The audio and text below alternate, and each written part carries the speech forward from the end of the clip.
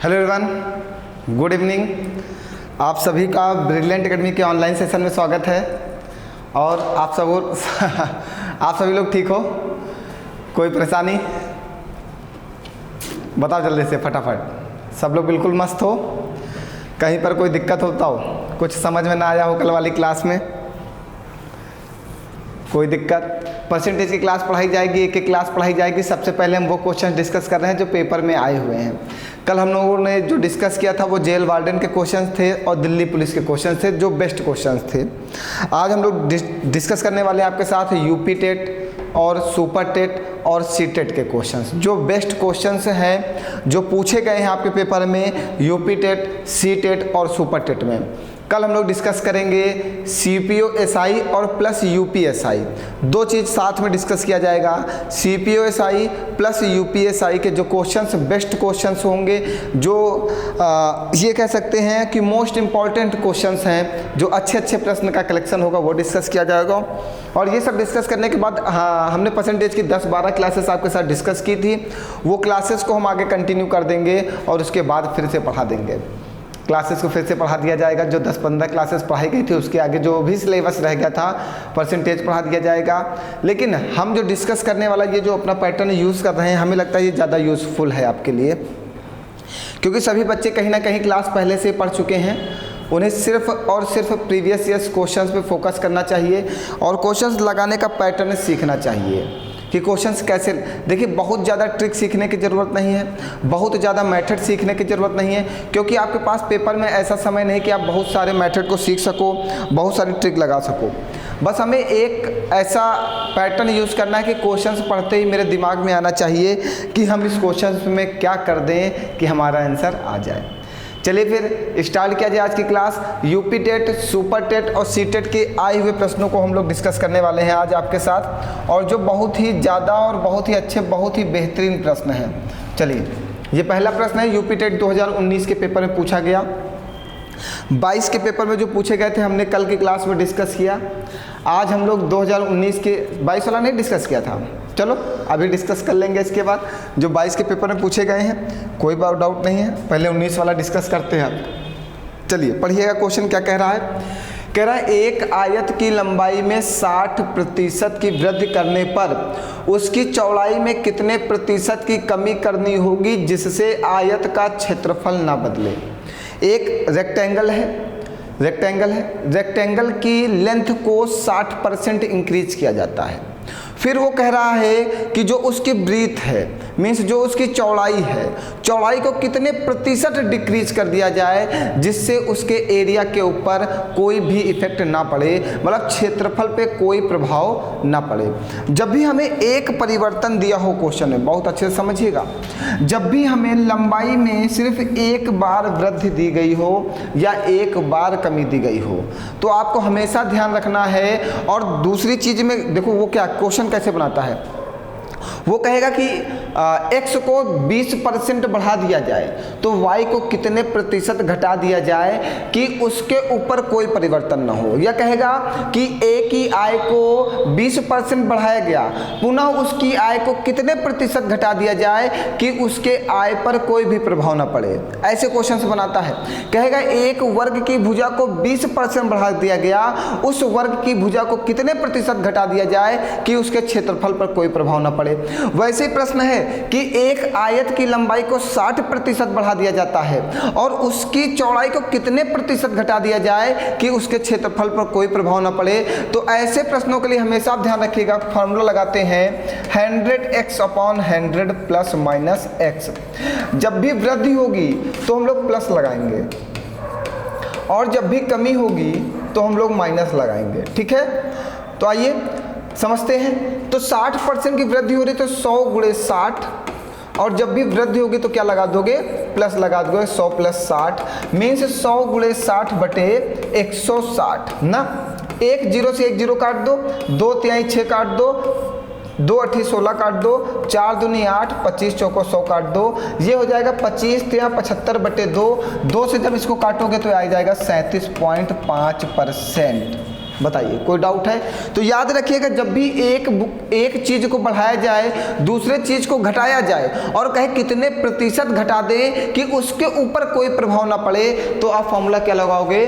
100x upon 100 plus minus x, ये प्रतिशत का फॉर्मूला है। चलिए, अच्छा क्या कह रहे हैं? हाँ, एक मेथड और है, अच्छा मेथड है, वो भी मेथड ख़राब नहीं है। हम ऐसे भी लगा सकते हैं। अच्छा, आपने बोल दिया तो हम बता ही देते हैं, समझिएगा। हम ऐसे भी लगा सकते हैं कि हमारी लंबाई आज 100 है और ये लंबाई 60% बढ़ गई, तो कितनी हो गई? 160। लंबाई में कितने प्रतिशत की वृद्धि हुई? 60 गुणे 100 बटे में वृद्धि 160। देखो यही बनेगा, यही बनेगा, सेम यही तो बन के आ रहा है। लेकिन आप वहाँ पे कंफ्यूज हो जाओगे बेटा, आप वहाँ पे कंफ्यूज हो जाओगे, इसलिए आप इन सबको भूल जाओ, क्योंकि ये लैंग्वेज वहाँ पे आप पकड़ नहीं पाओगे। जो नीचे वाला मेथड था उसकी लैंग्वेज आप वहाँ नहीं समझ पाओगे बेटा। इसलिए जो मैंने बताया है, आप इस लैंग्वेज से इस वाले फार्मूले को याद रखो, बस बहुत आसानी से लगा ले जाओगे। उसको भूल जाओ, अगर उसको याद करोगे तो डिस्टर्ब हो जाओगे, उसको याद नहीं करना चाहिए। जो भूल चुका उसे भूल जाओ, उसको याद करने से क्या मिलेगा? अपना समय ही बर्बाद करोगे। आइए, अगला प्रश्न दिया गया है, फिर से देखिए कितना अच्छा प्रश्न है। यूपी टेट 2019 के पेपर का बहुत ही अच्छा प्रश्न था। कह रहा है एक कमरे की लंबाई 10% घटाई गई तथा चौड़ाई 20% घटाई गई, जबकि ऊंचाई 5% बढ़ाई गई। इस प्रकार कमरे के आयतन में कितने प्रतिशत का परिवर्तन होगा? मतलब एक कमरा है, उसको लंबाई को घटाते हैं, चौड़ाई को घटाते हैं, ऊंचाई को बढ़ाते हैं, जो भी करते हैं, तो उसके आयतन में कितने प्रतिशत का परिवर्तन होगा, ये कह रहा है। बात को समझते चलिएगा। ये कह रहा है कि आयतन में कितने प्रतिशत का परिवर्तन होगा। तो पहले आपसे कहा लंबाई को 10% घटाते हैं, सुनते जाइएगा, चौड़ाई को 20% घटाते हैं और ऊंचाई को 5% बढ़ाते हैं। ठीक है, यहाँ पे जब भी हमने कहा कि जब भी आयतन में परिवर्तन कहे या कुल परिवर्तन की बात करें या वर्ग के क्षेत्रफल में कुल परिवर्तन क्या होगा, कल की क्लास की बात कर रहा हूँ, हमने कल की क्लास में आपके साथ डिस्कस किया था। अच्छा, लाइनिंग आ रही है, बस क्लियर? चलो, तुम्हारी बातें हमें समझ में आ जाती हैं कि तुम क्या कहना चाहते हो। देखो हम कितना फील करते हैं आपको, कि आपकी हर एक बात हम फील कर लेते हैं कि आपको कहाँ पे प्रॉब्लम आ रही है। चलिए, अब समझिएगा, कल हमने जब आपको पढ़ा रहे थे, आपकी क्लास को जब हम डिस्कस कर रहे थे, तब हमने बताया था जब भी कुल परिवर्तन की बात करेगा तो वहाँ पे प्रतिशत परिवर्तन लगाते हैं और प्रतिशत परिवर्तन में हमेशा दो वैल्यू एक साथ ली जाती हैं। तो सबसे पहले हम इन दो वैल्यू के साथ प्रतिशत परिवर्तन लगाएंगे। प्रतिशत परिवर्तन का फॉर्मूला क्या होता है? Plus minus x plus minus Y plus minus x Y upon 100। सुनते जाइएगा बहुत अच्छे से। तो माइनस का 10 और माइनस का 20 और माइनस का 10 और माइनस का 20 का गुणा होगा। यहाँ पे 10 गुणे 20 ही तो होगा। तो माइनस और माइनस का गुणा करने पे चिन्ह क्या लगेगा? प्लस का। तो ये माइनस का 10 माइनस का 20 माइनस का 30 और प्लस का 2 जीरो से 2 जीरो कट जाएंगे, ये आ जाएगा 2 माइनस का 28%। तो इन दोनों में जो टोटल परिवर्तन की बात की गई है वो कितना आ गया? 28%। अभी दो में परिवर्तन निकाले हो, अभी आपकी ऊंचाई बाकी है। अब ऊंचाई के साथ इस 28% का परिवर्तन ले लो। 28 माइनस का प्लस का 5 प्लस माइनस का गुणा माइनस 28 गुणे 5 बटे में 100। ठीक है, 28 से 5 घटा दोगे कितना आ जाएगा? 23 माइनस का, और यहाँ पे 55 40 का जीरो हाथ से लगेगा 4 5 2 10 4 14 बटे 100। ये एक जीरो से एक जीरो कट जाएगा, ये माइनस का 23 और 10 से डिवाइड करोगे माइनस का 1.4, माइनस माइनस जुड़ जाएगा, चिन्ह लग जाएगा माइनस का, आपका आंसर आ जाएगा माइनस का 24.4%। बताइए, कोई डाउट? देखिए, जब कुल परिवर्तन की बात की जाएगी तो सबसे पहले आप देखो 3 वाला भी मेरे पास फॉर्मूला है। ऐसा नहीं कि 3 वाला मेथड नहीं है। हमने ये एक मेथड बताया, हम अभी दूसरा मेथड बताएंगे, हम तीसरा मेथड बताएंगे, हम 3 4 मेथड बता सकते हैं। लेकिन अगर अच्छे मेथड की बात की जाए तो सबसे अच्छा मेथड यही है कि पहले आप दो लोगों के साथ कुल परिवर्तन निकाल लो, फिर उसका तीसरे के साथ परिवर्तन निकाल दो, तो टोटल परिवर्तन पता हो जाएगा। थोड़ा सा लॉन्ग प्रोसेस है लेकिन ये आसान है। आप इसको लगा सकते हो पेपर में, ठीक। थोड़ा सा लॉन्ग प्रोसेस है, कोई प्रॉब्लम नहीं, लॉन्ग प्रोसेस से क्या आपके ऊपर कोई प्रभाव पड़ने वाला है। हमारा कैलकुलेशन थोड़ा सा फास्ट होना चाहिए, अगर हम कैलकुलेट तेजी से कर रहे हैं तो हमें कोई प्रॉब्लम नहीं आएगी। बताओ कोई डाउट है? तो सबसे पहले हमने क्या किया, हमने इन दो लंबाई और चौड़ाई के साथ प्रतिशत परिवर्तन लगाया, 2 के साथ प्रतिशत परिवर्तन लगाया तो आया 28% माइनस का, फिर माइनस का 28% के साथ ऊंचाई के साथ परिवर्तन लगा दिया तो कितना आ गया, 24.4% माइनस का। चलिए दूसरा मेथड हम दूसरे क्वेश्चन में बताएंगे, ये आपके सामने है, यूपीएसआई 2017 का आया हुआ प्रश्न है। इस प्रश्न में हम दूसरा मेथड बताएंगे, आपको बताएंगे सब कुछ, लेकिन एक ही प्रश्न में सब कुछ नहीं बताएंगे। आइए देखिए, वही प्रश्न है, घनाभ की बात वहाँ भी किया था। एक कमरा है, कमरा हमेशा घनाभ के आकार का होता है। यहाँ पे कहा घनाभ के आकार वाले एक कमरे की लंबाई, चौड़ाई और ऊंचाई में क्रमशः 20%, 25% और 30% की वृद्धि की जाती है। घनाभ के आयतन में कितने प्रतिशत का परिवर्तन होगा, वही क्वेश्चन है। क्या कहा, लंबाई में 20% की वृद्धि, चौड़ाई में 25% की वृद्धि और ऊंचाई में h में 30% की वृद्धि। अब देखो तीन वाला मेथड देखो, तीन वाला मेथड देखो, वो भी हम फार्मूला बता देते हैं आपको। एक फार्मूला होता है a plus b plus c plus का ए बी प्लस का बी सी प्लस का सी ए अपॉन में 100 प्लस का ए बी सी अपॉन में 100 इंटू 100। सुनते जाइएगा, इसको आप a कह दो, इसको आप b कह दो, इसको आप c कह दो। सबसे पहले क्या, a प्लस बी प्लस सी, तो 20 और 25 और 30 को जोड़ दो तो कितना आ जाएगा, 75 प्लस का ए बी मीन्स a और b का गुणा 20 और 25 का गुणा 500, फिर बी सी इसका गुणा 25 तो यहाँ 75, 750, सी और a का गुणा 600 और बटे में कितना 100 प्लस का ए बी सी, इन तीनों का गुणा, ए बी सी का मतलब इन तीनों का गुणा 25 दूना 50 मतलब 500 और 30 में गुणा 1500, सबका गुणा कर देना आप, बटे में 100 गुणे 100। यहाँ तक कि कोई डाउट है?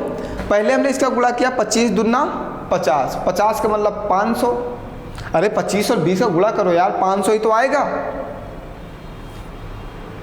नहीं गुणा हो रहा है। 25 दूना 50, एक जीरो है तो 500 और 500 का गुणा 30 में कर दो तो कितना हो जाएगा, 15,000 आएगा। भाई मैं कह रहा हूँ क्या बता रहे हो तुम लोग भी। आगे बढ़ाया जाए, सुनते जाइएगा। ये 75 और ये 500, 6 5 11 और ये 18.5 बटे में 100 प्लस का 2 जीरो से 2 जीरो काट दो, 1 जीरो से 1 जीरो काट दो, 10 से डिवाइड कर दो 1.5, 1 जीरो से 1 जीरो काट दो, ये 75, 10 से डिवाइड कर दो 18.5 प्लस 1.5, 5 5 10 का जीरो हाथ से लगेगा 1, 8 1 9, 9 1 10, सॉरी इसको जोड़ते हैं ऐसे, 75 और 18.5 और 1.5, 5 5 10 का जीरो हासिल लगेगा 1, 8 1 9 1 10 5 15 5 हासिल लगेगा 1, 7 1 8 1 9, 95% प्लस का आएगा तो इंक्रीज हो रहा है और माइनस का आएगा तो डिक्रीज हो रहा है। ये दूसरा मेथड है। बताइए, पहला मेथड ये था और दूसरा मेथड ये है, ठीक है। दूसरा मेथड ये फार्मूला आप नोट कर लीजिएगा। अब देखिए, इसी मेथड से अगर हम इसी क्वेश्चंस को जो पहला मेथड बता के गए थे अगर उससे लगाते हैं तो क्या हम जल्दी लगा पा रहे हैं या नहीं लगा पा रहे हैं? ये मेथड समझ में आ गया? इसमें तो कैलकुलेशन ज़्यादा था, कैलकुलेशन ज़्यादा था बस, और कुछ नहीं था। ये समझ में आ गया सबको? कोई डाउट है किसी को? चलो अब इसी को हम क्वेश्चन को जो पहला मेथड बता के गए हम उससे लगाते हैं। समझिएगा आप, पहले मेथड से बताते हैं इसको। देखो कितनी तेजी से होगा। L को 20% बढ़ाया गया, B को 25% बढ़ाया गया और H को 30% बढ़ाया गया। सबसे पहले आप क्या करोगे, इन दोनों के बीच में प्रतिशत परिवर्तन लगाओगे। 20 प्लस 25 प्लस 20 गुणे 25 बटे में 100। ये 20 और 25 45 और प्लस का 20 पंचे 100 और 50 25 मतलब 5, मतलब इन दोनों में 50% का परिवर्तन आया। फिर 50% का परिवर्तन और इसका परिवर्तन लगाओगे 30% के साथ, तो 50 प्लस 30 प्लस 50 गुणे 30 बटे में 100। तो 2 जीरो से 2 जीरो कट जाएंगे और 50, 30, 80 प्लस 5 15, 95% इंक्रीज। बताइए ये ज़्यादा अच्छा लगा ना। देखो मैंने पहले ही बताया था कि जो मेरा फर्स्ट मेथड था कि 2 लोगों के साथ एक बार परिवर्तन निकालो, फिर उन दोनों के साथ जो परिवर्तन आए उसका तीसरे का साथ परिवर्तन निकाल दो, तो आपका टोटल परिवर्तन निकल आएगा। ये मेथड ज़्यादा अच्छा है, इससे आप सेकंड्स में कर सकते हो। और यूपीएसआई 2022 में प्रश्न आया हुआ है। यूपीएसआई 2022 में ऐसे बहुत सारे पेपर में हमने देखा कि ये प्रश्न डाले गए हैं। तो कल की क्लास में हम फिर से यूपीएसआई के प्रश्न लेंगे, क्योंकि कल यूपीएसआई 2022 और सीपीएसआई 2022 और 21 के प्रश्न सॉल्व कराए जाएंगे। कल बेहतरीन क्लास और होने वाली है। चलिए आगे बढ़ा जाए, आइए सुनते जाइएगा। कह रहा यदि किसी गोले की त्रिज्या में 50% की वृद्धि की जाए तो इसके पृष्ठीय पृष्ठीय क्षेत्रफल, तो इसके पृष्ठीय क्षेत्रफल में कितने प्रतिशत का परिवर्तन होगा। तो गोले का पृष्ठीय क्षेत्रफल क्या होता है, 4πr²। हमेशा जो परिवर्तन डिपेंड करता है वो त्रिज्या के ऊपर डिपेंड करता है, और जो भी वैल्यू होती है वो नेग्लेक्ट हो जाती है। इस 4π का हमारे क्वेश्चंस के ऊपर कोई भी प्रभाव नहीं पड़ेगा। त्रिज्या को कितना बढ़ाते हैं, 50%। त्रिज्या हमारे पास कितनी बार है, 2 बार है, क्योंकि r² है। एक बार 50% बढ़ाया गया, दोबारा 50% बढ़ाया गया। और जब भी कुल परिवर्तन की बात करेगा या क्षेत्रफल में कुल वृद्धि की बात करेगा तो क्या लगाओगे, वहां पे प्रतिशत परिवर्तन लगाओगे। और ध्यान रखिएगा, जब भी आपको 2 वैल्यू मिल जाएं और कुल परिवर्तन की बात करें तो प्रतिशत परिवर्तन लगाना, क्योंकि प्रतिशत परिवर्तन में 2 वैल्यू ही जरूरी हैं, क्योंकि एक x और दूसरा y। एक क्या हो जाएगा x, दूसरा क्या हो जाएगा y। प्रतिशत परिवर्तन क्या होता है, +- x +- y +- xy अपॉन 100। याद आ रहा है कुछ, 50 + 50 + 50 × 50 बटे में 100। ये लगा दो मैट्रिक तुरंत, ये 2 जीरो से 2 जीरो कट जाएंगे। 50 50 100 प्लस 50 25 कितना, 125% ना। बताइए कोई डाउट है, बात क्लियर है। तो हमेशा ध्यान रखना कि जैसे ऐसा प्रश्न पूछा जाए तो सबसे पहले आप उसका फॉर्मूला लिखिएगा कि वो किस में परिवर्तन की बात कर रहा है। उसने कहा पृष्ठीय क्षेत्रफल में 4πr² में, और परिवर्तन किस में कह रहा है, कह रहा त्रिज्या में 50% की वृद्धि की गई। मीन्स त्रिज्या को 50% बढ़ाया गया।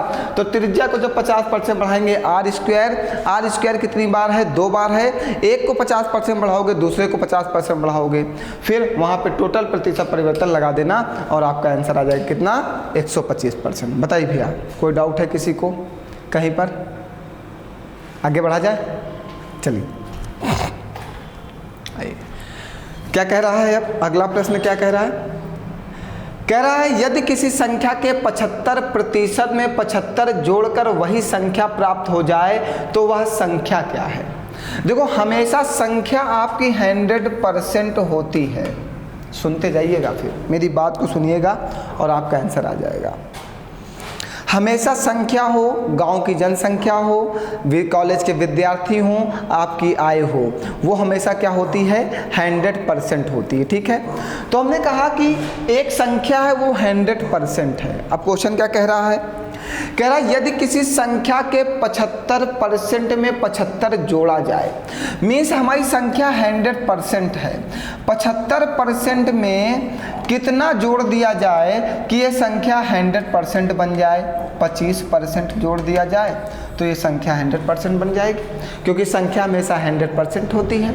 कह रहा 75% में जब 75 जोड़ते हैं तो वही संख्या प्राप्त हो जाती है। क्या, सुनिएगा, 75% में जब 75 जोड़ा जाता है तो वही संख्या प्राप्त होती है। मीन्स हमारी संख्या क्या है, 100% है ना, यही तो कह रहा। 75% में जब 75 जोड़ा जाता है तो वही संख्या प्राप्त होती है। तो हमने कहा 75% में जब 75 जोड़ेंगे तो वही संख्या, मतलब 100%, वही संख्या प्राप्त हो गई। 75% उधर जाएगा, माइनस हो जाएगा, मीन्स 75 = 25%, और 25 से करना 25 और 25 से यहाँ 75, 1% की वैल्यू कितनी आ गई, 3। हमारी संख्या कितनी है, 100%। तो 100 से इधर गुणा कर दो, 100 से इधर गुणा कर दो, तो आपकी संख्या कितनी आ जाएगी, 300। बताओ कोई डाउट है किसी को? जल्दी से देख लो एक बार और पूछ लो अगर कहीं कोई डाउट आ रहा है।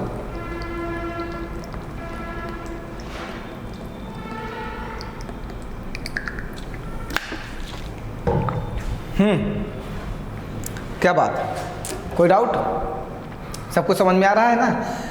बिल्कुल, बहुत ही अच्छा। ये देखो, हम कोई भी आपको मेथड नहीं बता रहे हैं, जैसा क्वेश्चन कह रहा है, जैसा प्रश्न हमसे कह रहा है, हम वैसी लैंग्वेज पे प्रश्न को सॉल्व कर रहे हैं। और यही चीज़ आपको सीखना है कि जो लैंग्वेज के अनुसार अगर हम लोग क्वेश्चंस करना सीख गए, हम लोग प्रश्न करना सीख गए, तो हम पेपर में सभी प्रश्नों का उत्तर दे सकते हैं। और अगर हमने रटा या हमने कोई मेथड रटे या हमने कोई बहुत ज़्यादा फॉर्मूले रटे, तो मैं प्रश्न का जवाब पेपर में नहीं दे पाऊँगा, क्योंकि इतना समय नहीं होता कि आप वहाँ पर जाके सॉरी एक मिनट,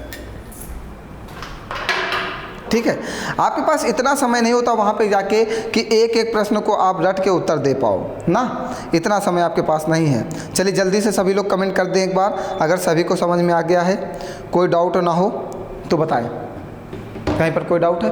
क्वेश्चंस की लैंग्वेज समझना है, क्वेश्चंस क्या कह रहा है, प्रश्न हमसे क्या कह रहा है, हमको उस लैंग्वेज के अनुसार क्वेश्चन सॉल्व करना है। देखिए उसने कहा कि यदि किसी संख्या के 75% में 75 जोड़ा जाए तो हमने कहा वो संख्या 100% है।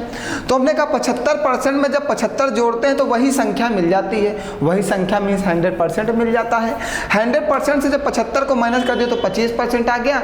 25 एक नंबर 25 से 75 काट दिए, 1% की वैल्यू 3, 100% की वैल्यू 300, क्योंकि हमारी संख्या क्या है? 100% है। आइए फिर से समझते हैं, बहुत ही अच्छे प्रश्न हैं। 2018 में अमित का वेतन इतना है, वर्ष 2016 में उसका वेतन प्रति वर्ष 2010%, ठीक है, कोई परेशानी नहीं। एक 2016 है, 2017 है और 2018 है, ठीक है। अमित का वेतन 2016 में 10% बढ़ा और 2017 में 15% बढ़ा, और बढ़कर 2018 में कितना हो गया? 1,26,500 हो गया। 2016 में उसका वेतन कितना था? यही तो कह रहा है। हमने कहा कि अमित का वेतन 2016 में X रुपए था। कोई डाउट? देखो, जैसी लैंग्वेज वैसे क्वेश्चन को सॉल्व करने का प्रयास करो, क्वेश्चन कभी गलत नहीं होगा। 2016 में 10% बढ़ा, 2017 में 15% बढ़ा और 2018 में अमित का वेतन 1,26,500 रुपये हो गया। तो 2016 में अमित का वेतन क्या था? हमने कहा X रुपये था। सुनते जाना अब। अगर 2016 में X रुपये था, पहले 10% बढ़ा तो 110/100, फिर 15% बढ़ा तो 115/100 और बढ़ने के बाद कितना हो गया? 1,26,500। ये 2 जीरो से 2 जीरो काट दो, इसको काटो। 11 × 11, यहाँ पे काटो। 11 × 11, 1 हासिल जाएगा 16, 11 × 11, 5 जाएगा, 11 × 5 = 55, ये कट गया। 115 × 115, 100 आ जाएगा। ये 100 इधर मल्टीप्लाई हो जाएगा तो x = 100 × 100, तो कितना आ जाएगा? 10,000। बताओ, कुछ समय लगेगा? ऐसे क्वेश्चंस की लैंग्वेज समझो, क्वेश्चंस क्या कह रहा है, प्रश्न हमसे क्या कह रहा है, उस लैंग्वेज के अनुसार प्रश्न को सॉल्व करो। कभी किसी फार्मूले के पीछे मत भागो। फार्मूले के पीछे भागोगे समय वेस्ट होगा, फार्मूले याद करने पड़ेंगे। लैंग्वेज समझो, लैंग्वेज से क्वेश्चन लगाने का प्रयास करो कि वो लैंग्वेज के द्वारा कैसे प्रश्न हम लोग सॉल्व करेंगे। और इसके लिए सिर्फ एक ही तरीका है, जितना ज़्यादा प्रैक्टिस, जितने ज़्यादा आप प्रीवियस ईयर्स के क्वेश्चंस लगाओगे, वो भी मिक्स, ये नहीं कि अब एक टाइप के ही क्वेश्चंस लगाते चले जाओ, मिक्स क्वेश्चंस लगाओ, आप मज़ेदार तरीके से तैयारी कर लोगे मैथ की। मैथ में दमदार तरीके आ जाएंगे आपके पास, ठीक है। तो उसने कहा 2016 में महेश का वेतन कितना था? हमने कहा अमित का वेतन 2016 में X रुपये था। पहले वर्ष 10% की वृद्धि तो 110/100, दूसरे वर्ष 15% की वृद्धि तो 115/100 और 2018 में 1,26,500 रुपये हो गया। तो 2016 में अमित का वेतन कितना था? 10,000 रुपये था। बताओ, कोई डाउट है किसी को? आगे बढ़ें, चलिए आइए। कह रहा है यदि किसी भिन्न के अंश को 20% और उसके हर को 25% बढ़ा दिया जाए तो भिन्न 3/5 हो जाता है। मूल भिन्न ज्ञात कीजिए।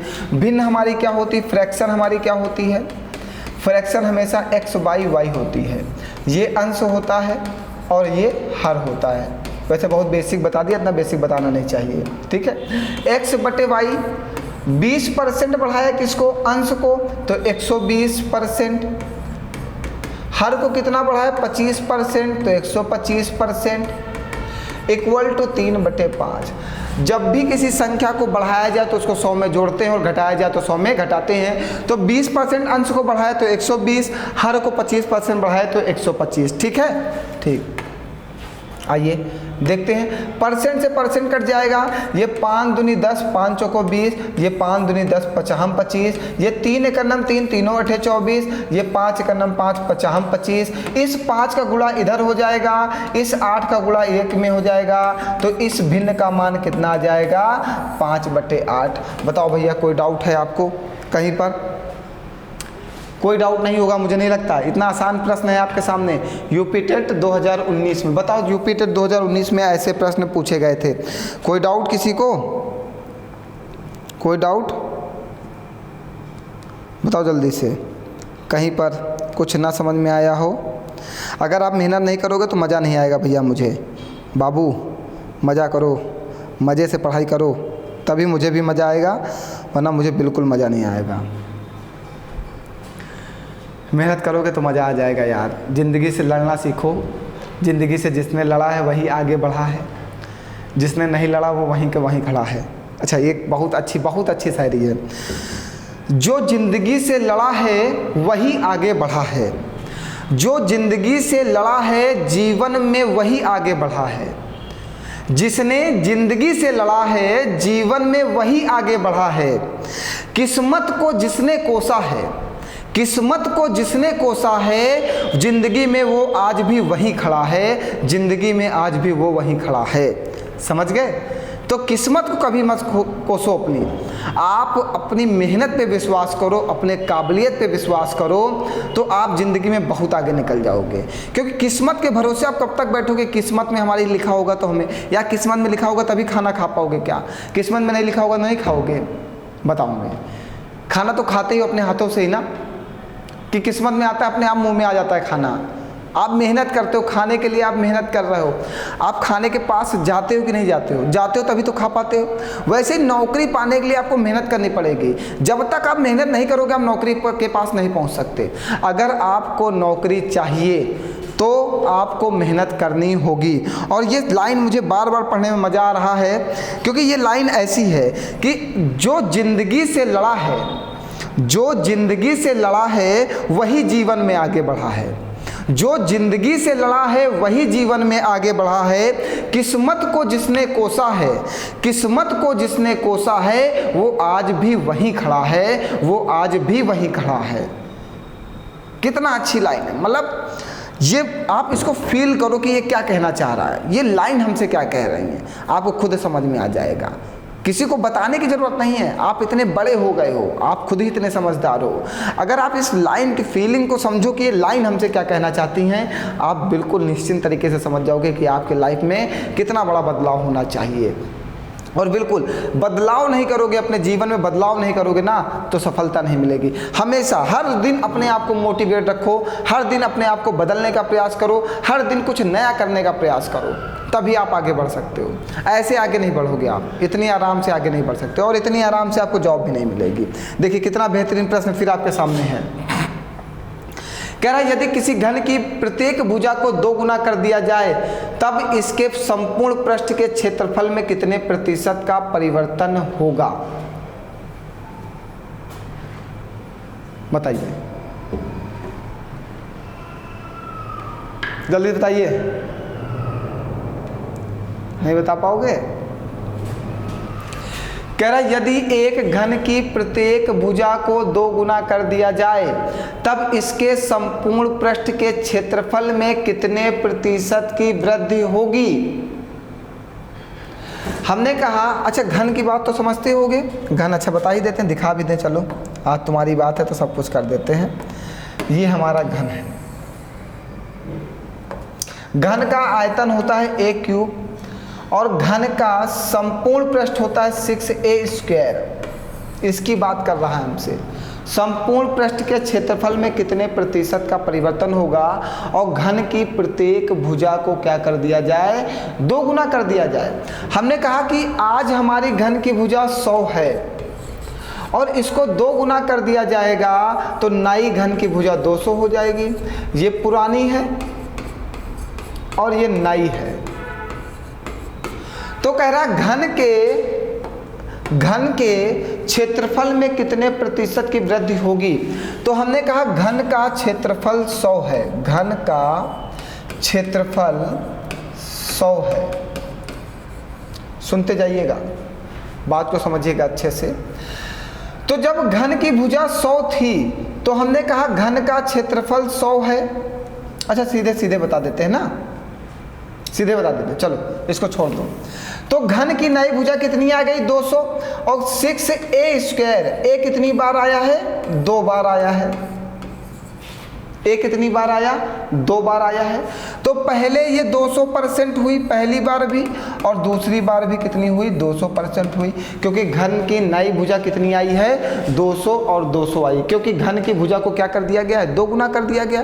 तो कह रहा है उसके क्षेत्रफल में कितने प्रतिशत की वृद्धि होगी। जब भी प्रतिशत वृद्धि या कुल प्रतिशत वृद्धि की बात करते हैं तो क्या लगाते हैं प्रतिशत परिवर्तन।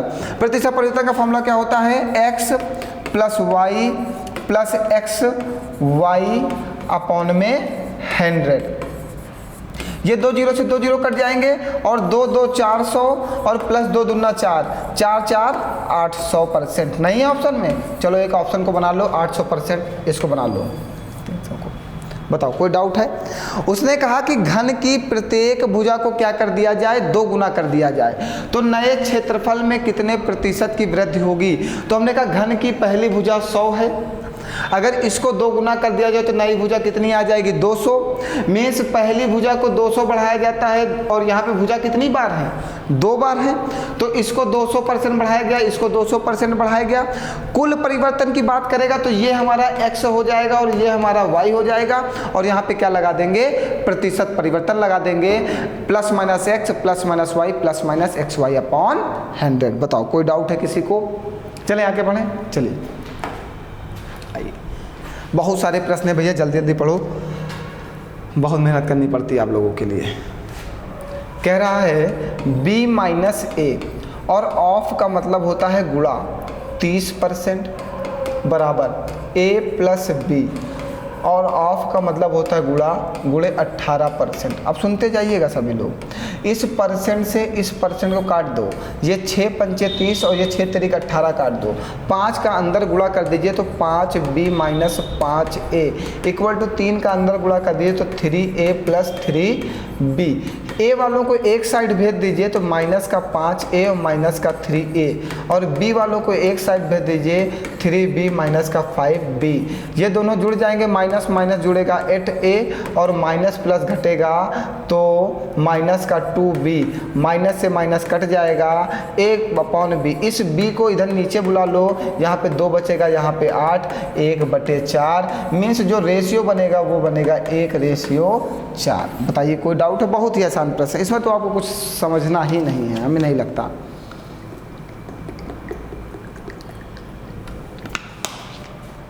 इसमें कुछ समझना है आपको, नहीं समझना। चलिए आगे बढ़ा जाए। ये तो बहुत आसान था, कठिन प्रश्न समझने होंगे आपको। कह रहा है एक गांव की जनसंख्या प्रतिवर्ष 5% बढ़ जाती है। यदि वर्तमान में उस गांव की जनसंख्या 4410 हो तो 2 वर्ष पूर्व उस गांव की जनसंख्या क्या होगी। ठीक है, 2 वर्ष पूर्व मीन्स पास्ट की बात कर रहा है।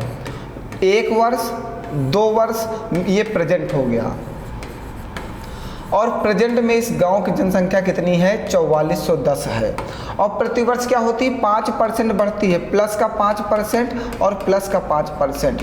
2 वर्ष पूर्व, पूर्व का मतलब पीछे, पूर्व मतलब पीछे ना, पूर्व क्या थी मतलब पास्ट की बात कर रहा। हमने कहा पास्ट में हमारे गांव की जनसंख्या x थी, 5% बढ़ी तो 105/100, 5% बढ़ी तो 105/100, और नई जनसंख्या कितनी हो गई 4410 हो गई। ये कटेगा 5 दूनी 10, 5 × 9 5, ये कटेगा 5 दूनी 10, 5 × 9 5, और 21 का स्क्वायर कितना होता है 441। x = 10 × 20 × 20 और 20 × 20, ये 3 0 2 दूनी 4 मीन्स गांव की जनसंख्या इस समय कितनी है 4000। ये तो बहुत आसान था। देखो ये मेथड हमें बहुत अच्छा लगता है, आप इसको अपने माइंड में सेट करो, पास्ट और प्रेजेंट वाला। ये हमें मेथड बहुत अच्छा, कल भी एक प्रश्न आया था और ये मेथड से हम लोग क्वेश्चंस को मतलब हमें समझना ही नहीं पड़ता, हम जैसे पढ़ते हैं हमें पता चलता है कि ये पूर्व की बात किया, पूर्व मीन्स पास्ट की बात कर रहा हूँ, पास्ट में हम उस जनसंख्या को x मान लेते हैं, जितने % की वृद्धि होती है उसको लिख देते हैं, प्रेजेंट की जनसंख्या लिख देते हैं, क्वेश्चन का आंसर निकाल लेते हैं। बहुत आसान मेथड है। चलिए आइए आगे बढ़ते हैं। कह रहा है ये तो बहुत आसान है, ये आप लगा लेना, इसको लगा के जल्दी से कमेंट कर दो, इसको बताने की ज़रूरत नहीं है, आंसर कमेंट करो, ये बहुत आसान है, इसमें क्या है, ये तो इसमें कुछ करना ही नहीं है आपको। चलो जल्दी से लगाओ, जल्दी से कमेंट मारो, देखते हैं कितने लोगों का आंसर आ गया है। भैया जल्दी करिए, समय मत वेस्ट करिए मेरा, सभी लोग फटाफट लगाओ, ये समय बहुत कीमती है। चलिए अगला प्रश्न, आइए इसको बताते हैं। ये बढ़िया प्रश्न है, यूपी टेट 2018 का बढ़िया बेहतरीन प्रश्न है। कह रहा है यदि किसी आयताकार भूखंड की लंबाई और चौड़ाई में क्रमशः 50% तथा 20% की वृद्धि कर दी जाए तो इसका क्षेत्रफल कितने गुना बढ़ जाएगा। इसका क्षेत्रफल कितने गुना बढ़ जाएगा। एक आयत है, ये सुनते जाना, एक आयत है, इसकी लंबाई को 50% बढ़ा दिया जाता है और चौड़ाई को 20% बढ़ा दिया जाता है। आयत का क्षेत्रफल क्या होता है, लंबाई गुणे चौड़ाई इक्वल टू क्षेत्रफल होता है।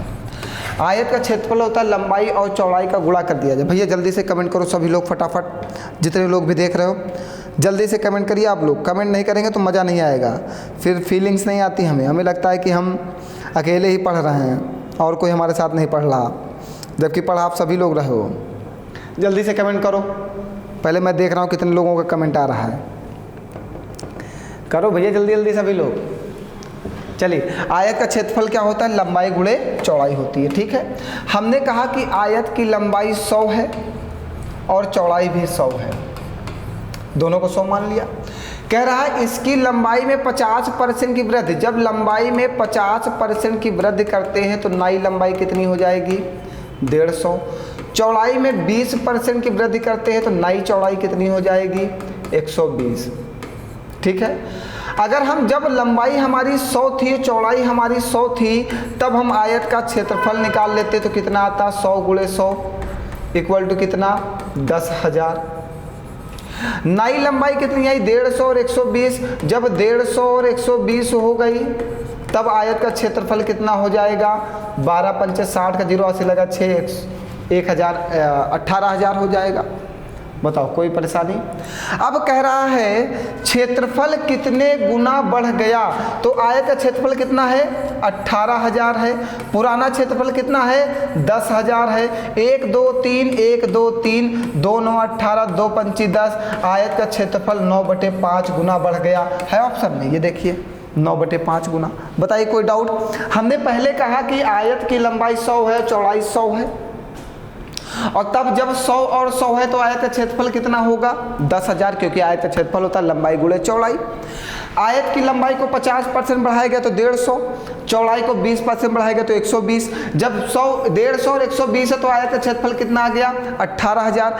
कह रहा आयत का क्षेत्रफल कितने गुना बढ़ गया, तो नए वाले से पुराने वाले को डिवाइड कर देंगे, नए वाले को पुराने वाले से डिवाइड कर देंगे, हमें पता चल जाएगा कितने गुना बढ़ गया, 9/5 गुना बढ़ गया। ये बहुत ही अच्छा बेस्ट क्वेश्चन था यूपी टेट का। यूपी टेट इस लेवल के क्वेश्चन पूछता तो मुझे मज़ा आ जाता है। मतलब यूपी टेट कोई छोटा पेपर तो नहीं कहेंगे, बट ऐसे प्रश्न पूछता है तो वाकई में दिल खुश होता है मेरा, ठीक है। आइए 11 नंबर कह रहा यदि P का P% 36 है, यदि P का P% का चिन्ह हटाओगे नीचे 100, हमको लगता है हमने कल बताया था, तो P² बराबर 36 गुणे 100 होगा, और इधर से स्क्वायर हटेगा तो इधर अंडर रूट लगेगा, तो ये 36 गुणे 100 आएगा, और इसका 6 उसका 10 ये आ जाएगा 60। ये तो मैंने कल बताया था, ये तो बिल्कुल बेकार है, ये बिल्कुल बेकार क्वेश्चन है, इसमें कुछ करना ही नहीं है, ये बहुत ख़राब। मतलब इसको डालने से पहले भी सोचना चाहिए था टाइपिस्ट को कि कैसा प्रश्न डाले दे रहे हैं। हमारे बच्चे इतने टैलेंटेड हैं, हमारे प्रिय छात्र इतने टैलेंटेड हैं, इस तरह के प्रश्न को हवा में कर देते हैं, देखते देखते आंसर बता देते हैं, लगाने की भी उनको ज़रूरत नहीं पड़ती। चलिए आइए, कह रहा है प्रश्न कह रहा है अब कि किसी संख्या के 60% का 3/5वां भाग 36 है। तो वह संख्या का, हमने कहा कोई संख्या, हमने कहा x है, x का 60% परसेंट का चिन्ह हटाओगे 100 का 3/5वां भाग कितना है 36 है। तो ये काटो 1 0 से 1 0, ये 6 छांग 36, ये 3 दूनी 6, x इक्वल टू 2 × 5 × 10, तो 5 दूनी 10 और 10 दहां 100। तो वह संख्या कितनी आ गई 100। ये भी बेकार है, ये भी बेकार क्वेश्चन है। इस तरह के प्रश्न डाले जाते हैं, ये तो बिल्कुल बेकार है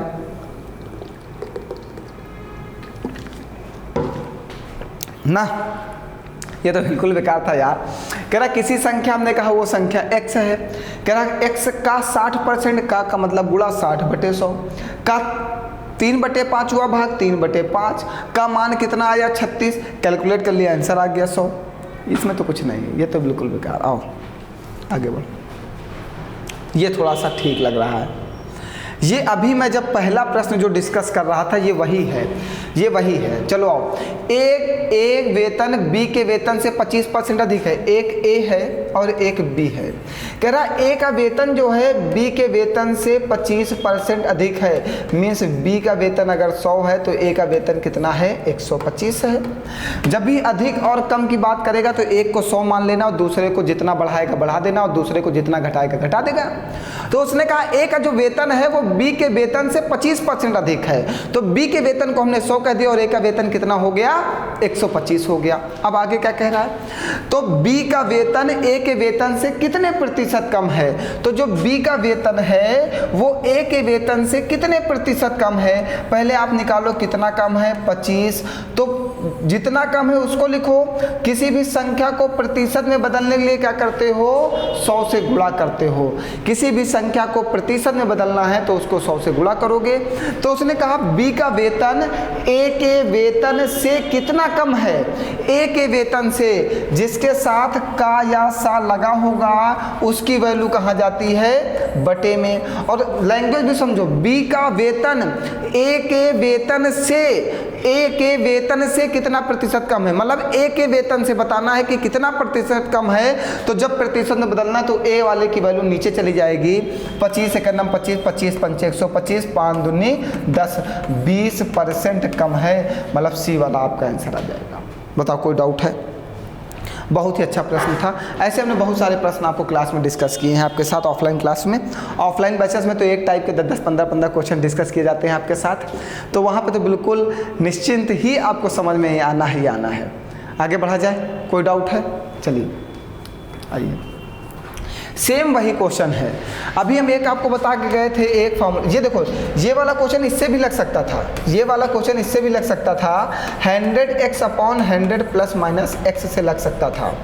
अभी मैंने आपको बताया था ये वाला फार्मूला, क्लास की स्टार्टिंग यहीं से हुई है। तो क्या 25% ज़्यादा तो 100 × 25 बटे में 100 + 25, जब वृद्धि होगी तो 25 जोड़ देते हैं, तो 100 × 25 बटे में 125, और 25 एक नम 25, 25 पंचे 125, 5 दूनी 10, मतलब 20%। देखो वही तो है, हमने कहा था जब भी एक वैल्यू दी जाए और कहे दूसरे को कितने प्रतिशत घटा दिया जाए तो आप इस वाले फार्मूले को लगा देना 100x/100 ± x, आपका 100% आंसर सही आएगा ना। एक मेथड हमने बता दिया और दूसरा हमने ये बता दिया 100x/100 ± x।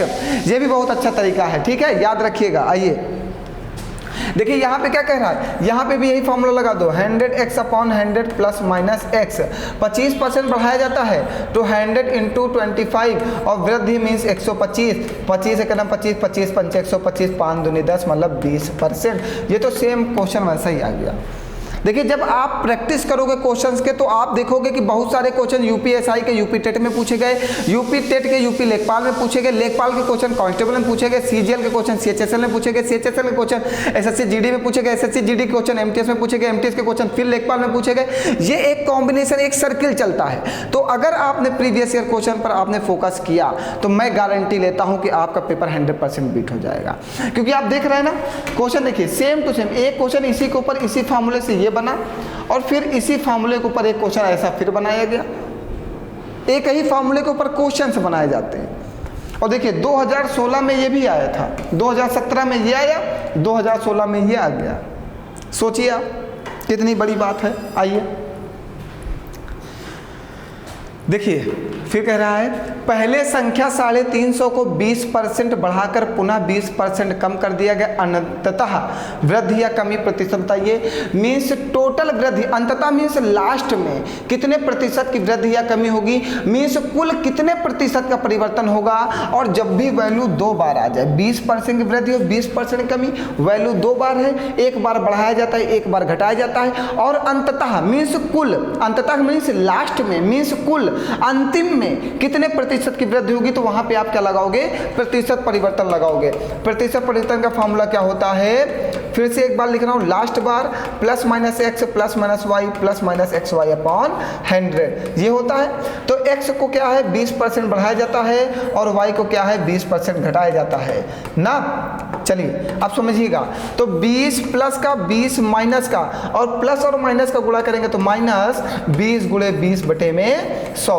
ये प्लस का 20 और माइनस का 20 कट जाएगा, 2 जीरो कट जाएंगे, ये आ जाएगा माइनस का 4%। मीन्स यहाँ पे कमी आ जाएगी 4% की, अंततः वृद्धि या कमी। बहुत सारे बच्चे क्या होंगे, संख्या को देखेंगे, कहेंगे संख्या 350 दी गई है और 350 को पहले 20% बढ़ाएंगे, फिर 20% घटाएंगे, फिर अंततः वृद्धि या कमी। अरे भाई यार इतना कहाँ समय है तुम्हारे पास, इतना करने का समय कहाँ है। क्वेश्चंस की लैंग्वेज समझो। हमने कहा जहां पे अंततः वृद्धि कह दे, अंततः का मतलब अंतिम में, मीन्स टोटल कुल कितने प्रतिशत का परिवर्तन होगा। जहां पर कुल की बात कर दे वहां पे आप डायरेक्ट प्रतिशत परिवर्तन लगाया करो। इस बात को ध्यान रखो, हमेशा माइंड में सेट कर लो, बहुत जरूरी है। देखो लैंग्वेज पकड़ना सीखो कि कहां पर आप क्या लगा सकते हो, वरना क्वेश्चन नहीं कर पाओगे पेपर में। अगर आप लैंग्वेज पकड़ना नहीं सीख पाए तब तो आपके साथ समस्या है। आप लैंग्वेज पकड़ना सीखो, आप आसानी से क्वेश्चन कर ले जाओगे। अगर आपने लैंग्वेज पकड़ना नहीं सीखा कुछ नहीं होगा। फिर आओ देखिए, अरे ये तो अभी मैं बता के गया हूँ अंश वाला, चलो बता देते फिर से। x गुणे 20% कम है मीन्स 80%, y गुणे 10% बढ़ा है तो 110, तो भिन्न कितना 16/55 हो जाता है। ये प्रतिशत से प्रतिशत, यहाँ पे भी प्रतिशत लगा है, प्रतिशत से प्रतिशत 1 0 से 1 0, 8 दूनी 16, 11 5 55, तो भिन्न कितना आ जाएगा 2/5। देखो खट से आंसर आ गया। कुछ करना है आपको।